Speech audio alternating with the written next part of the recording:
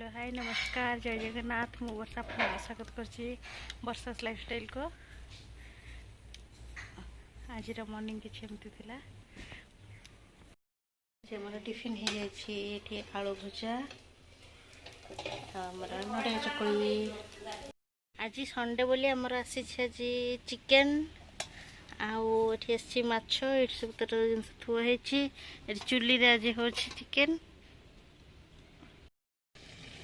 ये आम चुल्ली रे चलती चिकेन कषा से आम बिले कमी बस देख आमर ये रेडी हो जाए चिकेन तरकारी मु बनी जो चुल्ली रे माछ भजी को कड़े बसई आमर माछ भजा चलती चिकेन हो गला माछ भजा चलती देसी माछ।